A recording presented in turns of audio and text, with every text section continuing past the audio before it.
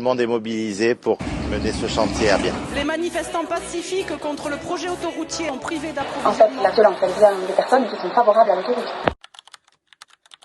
Bonjour, je pensais vous revoir après le 30 décembre, date à laquelle doit intervenir la décision du tribunal de la Cour administrative d'appel. Et puis, nouveau rebondissement dans l'affaire de la 69 avec une plainte environnementale parce que des citoyens engagés et qui ne lâchent rien ont découvert que la société Atosca avait utilisé plus de 42 hectares à ce stade, parce que ce n'est pas encore complètement défini, plus de 42 hectares en dehors de l'emprise qui avait été déclarée à l'autorité environnementale. Étant complètement en dehors des clous, puisque dans ces 42 hectares, il y avait des parcelles qui étaient destinées en principe aux prestations compensatoires de zones humides, et donc qui étaient elles-mêmes des zones humides qu'ils ont complètement anéanties avec des camions, avec des nappes d'eau qui ont servi à nettoyer le chantier, enfin bref,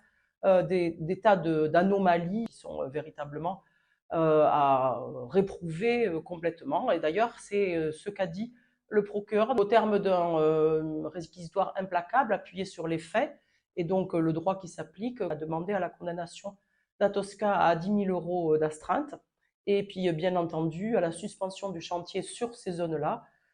Évidemment, les avocates de La Voie est libre ont demandé à ce que le chantier entier soit suspendu, puisqu'on ne voit pas comment Atosca pourrait poursuivre les travaux sans avoir l'usage de ces parcelles. Et donc, rebelote, si l'on peut dire, eh bien, tout est à reprendre dans ce dossier dont les scandales s'accumulent les uns après les autres.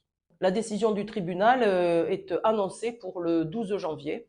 Et donc, en attendant, on espère que la société Atosca prendra soin de ne pas poursuivre les travaux, et en particulier sur tout ce qui est relatif aux usines à bitume, parce que ça sera l'objet d'un prochain épisode, si l'on peut dire.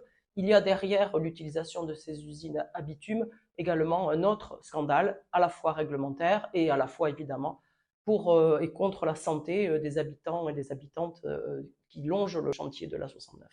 Sur ce, je vous souhaite néanmoins de bonnes fêtes, et puis on se retrouve à la rentrée en 2026. Au revoir.